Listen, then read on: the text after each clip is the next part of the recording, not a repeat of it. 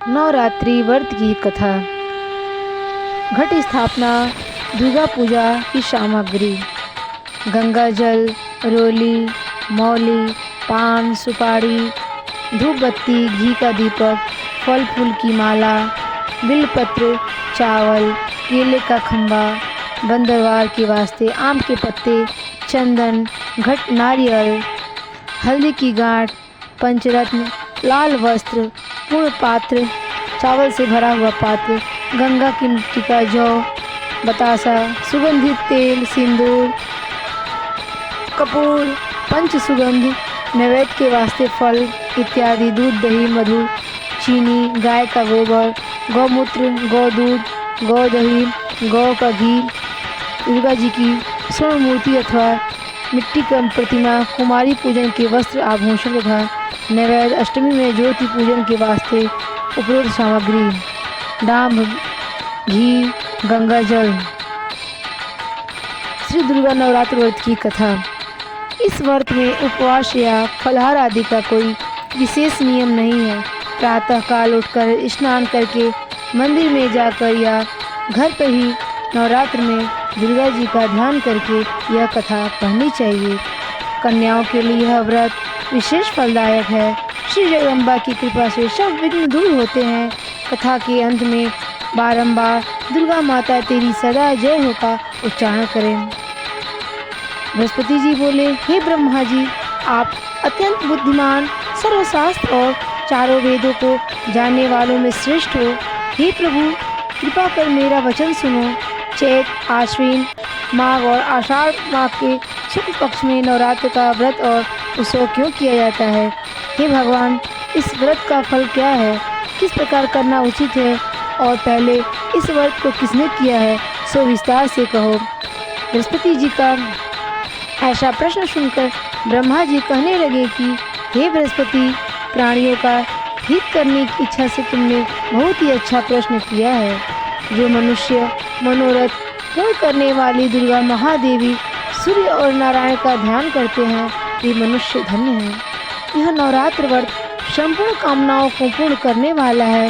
इसके करने से पुत्र चाहने वाले को पुत्र, धन चाहने वाले को धन और विद्या चाहने वाले को विद्या और सुख चाहने वाले को सुख मिल सकता है। इस व्रत को करने से रोगी मनुष्य का रोग दूर हो जाता है और कारागार में पड़ा हुआ मनुष्य बंधन से छूट जाता है।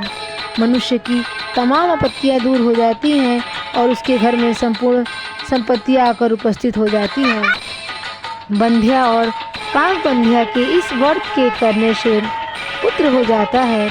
समस्त पापों को दूर करने वाले इस व्रत के करने से ऐसा कौन सा मनोरथ है जो सिद्ध नहीं हो सकता है?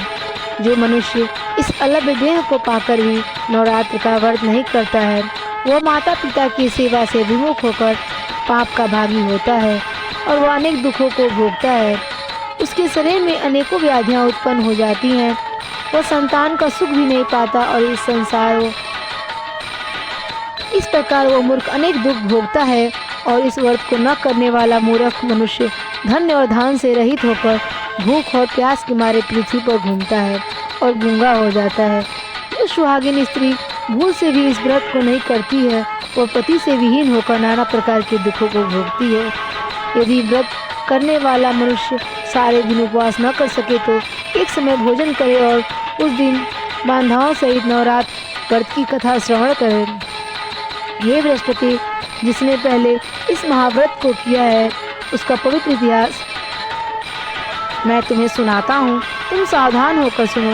इस प्रकार ब्रह्मा जी के वचन सुनकर बृहस्पति जी बोले, हे ब्रह्मा जी, मनुष्यों का कल्याण करने वाले इस व्रत के इतिहास को मेरे लिए कहो, मैं सावधान होकर सुन रहा हूँ। आपकी शरण आए हुए मुझ पर कृपा करो। ब्रह्मा जी बोले, पीठक नाम के मनोहर नगर में एक अनाथ नाम का ब्राह्मण रहता था। वो भगवती दुर्गा का भक्त था। उसकी संपूर्ण सद्गुणों से युक्त मानो ब्रह्मा की सबसे पहली रचना हो ऐसी यथार्थ नाम वाली सुमति नाम की एक अत्यंत सुंदर कन्या पैदा हुई। वह कन्या सुमति अपने घर के बालपन में अपनी सहेलियों के साथ क्रीड़ा करती हुई इस प्रकार बढ़ने लगी जैसे शुक्ल पक्ष में चंद्रमा की कला बढ़ती है। उसका पिता प्रतिदिन दुर्गा जी का पूजा और होम किया करता था। उस समय वह भी नियम से वहाँ उपस्थित होती थी। एक दिन वह सुमति अपनी सखियों के साथ खेलने लग गई और भगवती के पूजन में उपस्थित नहीं हुई। उसके पिता को पुत्री की ऐसी असावधानी देखकर क्रोध आया और पुत्री से कहने लगा, हे पुत्री, आज प्रभात में तुमने भगवती का पूजन नहीं किया, इस कारण मैं किसी कुष्ठी और दरिद्री मनुष्य के साथ तेरा विवाह कर दूंगा। इस प्रकार कुपित पिता के वचन सुनकर सुमति को बड़ा दुख हुआ और अपने पिता से कहने लगी, हे पिताश्री, मैं आपकी कन्या हूँ, मैं सब तरह से आपके अधीन हूँ, जैसी आपकी इच्छा हो वैसा करो। रोगी, कुष्ठी अथवा और किसी के साथ जैसी तुम्हारी इच्छा हो मेरा विवाह कर सकते हो। वही जो मेरे भाग्य में लिखा है, मेरा तो इस पर पूर्ण विश्वास है। मनुष्य न जाने कितने मनोरथों का चिंतन करता है, पर होता वही है जो भाग्य में विधाता ने लिखा है।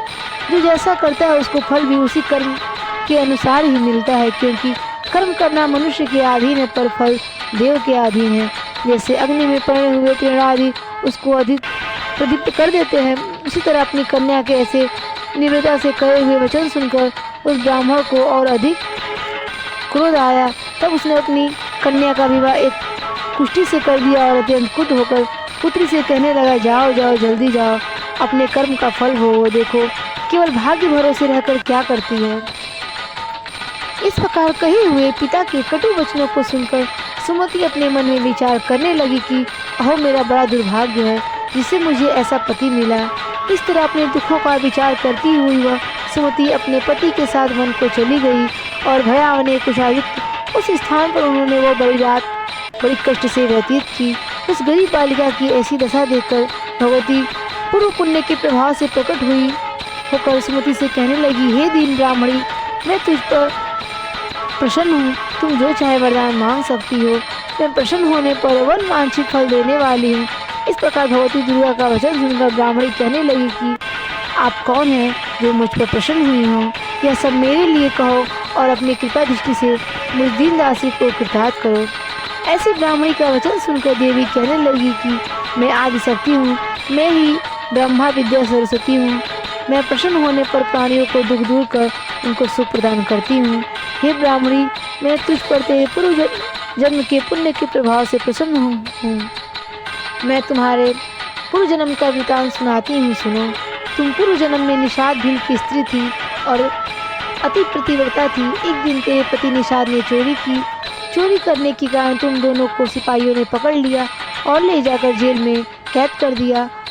उन लोगों ने तेरे को और तेरे पति को भोजन भी नहीं दिया। इस प्रकार नवरात्र के दिनों में तुमने न तो कुछ खाया और न जल ही पिया। इस प्रकार 9 दिन तक नवरात्र का व्रत हो गया। हे ब्राह्मणी, उन दिनों में जो व्रत हुआ उस व्रत के प्रभाव से प्रसन्न होकर तुम्हें वन वांछित वर दे रही हूँ, तुम्हारी जो इच्छा हो सो मांगो। इस प्रकार दुर्गा जी के वचन सुनकर ब्राह्मणी बोली कि अगर आप मुझ पर प्रसन्न है तो हे दुर्गे माँ, मैं आपको प्रणाम करती हूँ, कृपा करके मेरे पति को कोढ़ को दूर करो। देवी कहने लगी कि उन दिनों में जो तुमने पुण्य किया था उस पुण्य का प्रताप एक दिन का अर्पण करो, अपने पति का कोढ़ दूर करने के लिए अर्पण करो। मेरे प्रभाव से तेरा पति कोढ़ से रहित और सोने के शरीर वाला हो जाएगा। ब्रह्मा जी बोले कि इस प्रकार देवी का वचन सुनकर वह ब्राह्मणी बहुत प्रसन्न हुई और पति को निरोग करने की इच्छा से ठीक है ऐसी बोली।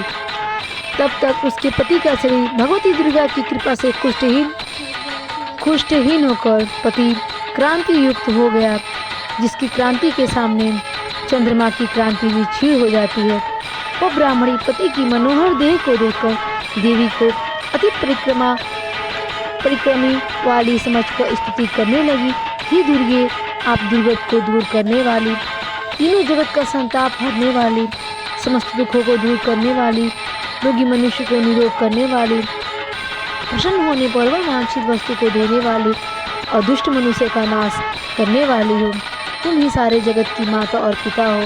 हे अम्बे, मुझ अपराध रहित अबला को मेरे पिता ने कुष्ठी रोगी के साथ विवाह कर मुझे घर से निकाल दिया। उसकी निकाली हुई पृथ्वी पर घूमने लगी। आपने ही मेरा इस आपत्ति रूपी समुद्र से उद्धार किया। हे देवी, मैं आपको प्रणाम करती हूँ, मुझ दिन की रक्षा करो। ब्रह्मा जी बोले कि हे बृहस्पति, इस प्रकार उस सुमति ने मन से देवी की बहुत स्तुति की।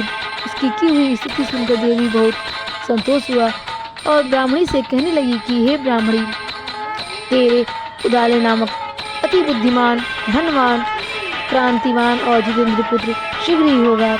ऐसा कहकर वह देवी उस ब्राह्मणी से फिर कहने लगी कि हे ब्राह्मणी, मैं जो कुछ तेरी इच्छा हो वही मनवांछित वस्तु मांग सकती है। ऐसा देवी भगवती का वचन सुनकर सुमति बोली कि हे भगवती दुर्गे, अगर आप मुझ पर प्रसन्न हैं तो कृपा कर मुझे नवरात्र विधि बतलाइए। हे दयावती, जिस विधि से आप नवरात्र व्रत करने से प्रसन्न होती हैं, इस विधि और उसके फल को मेरे लिए विस्तार से करें। इस प्रकार ब्राह्मणी के वचन सुनकर दुर्गा कहने लगी कि हे ब्राह्मणी, मैं तुम्हारे लिए संपूर्ण पापों को दूर करने वाले नवरात्र विधि बतलाती हूँ। इसको सुनने से तमाम पापों से छुटकर मोक्ष की प्राप्ति हो जाती है। आश्विन माह के शुक्ल पक्ष की प्रतिपदा से लेकर 9 दिन तक विधि पूर्वक व्रत करे। यदि दिन भर का व्रत न कर सके तो एक समय का भोजन करे।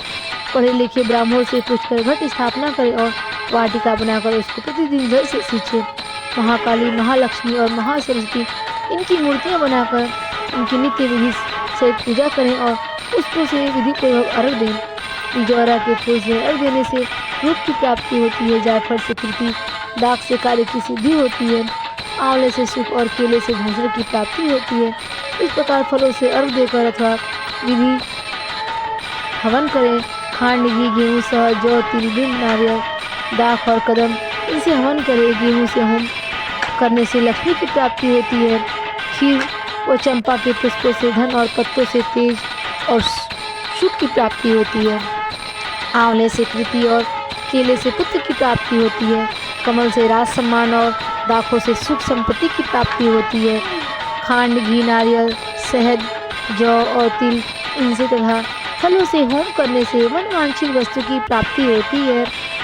व्रत करने वाला मनुष्य इस विधान से होम कर आचार्य को अत्यंत नम्रता के साथ प्रणाम करे और यज्ञ की सिद्धि के लिए उसे दक्षिणा दे। इस महाव्रत को पहले बताई हुई विधि के अनुसार जो कोई करता है उसके सब मनोरथ सिद्ध हो जाते हैं। इसमें तनिक भी संयम नहीं। इन 9 दिनों में जो कुछ दान आदि किया जाता है उसका करोड़ों गुना मिलता है। इस नवरात्रि के व्रत करने से ही अश्वमेध यज्ञ का फल मिलता है। हे ब्राह्मणी, इस संपूर्ण कामनाओं को पूर्ण करने वाले उत्तम व्रत को तीर्थ, मंदिर अथवा घर में विधि के अनुसार करें। ब्रह्मा जी बोले कि हे बृहस्पति, इस प्रकार ब्राह्मणी को व्रत की विधि और फल बताकर देवी अंतर्ध्यान हो गई। जो मनुष्य या स्त्री इस व्रत को भक्ति पूर्वक करता है वह इस लोक में सुख भोग कर अंत में दुर्लभ मोक्ष को प्राप्त होता है। हे बृहस्पति, इस दुर्लभ व्रत का महत्व मैंने तुम्हारे लिए बतलाया है। ऐसा ब्रह्मा जी के वचन सुनकर बृहस्पति जी आनंद के कारण रोमांचित हो गए और ब्रह्मा जी से कहने लगे, हे ब्रह्मा जी, आपने मुझ पर अति कृपा की जो अमृत के समान इस नवरात्रि व्रत का महात्म्य सुनाया। हे प्रभु, आपके बिना और कौन इस महात्म्य को सुना सकता है। ऐसा बृहस्पति जी के वचन सुनकर ब्रह्मा जी बोले कि हे बृहस्पति, तुमने सब प्राणियों का हित करने वाले इस अलौकिक व्रत को पूछा है, इसलिए तुम धन्य हो। यह भगवती शक्ति संपूर्ण लोकों का पालन करने वाली है। इस महादेवी के प्रभाव को कौन जान सकता है। बोले दुर्गा माता तेरी सदा ही जय। बोले सच्चियाँ जोता वाली माता तेरी सदा ही जय।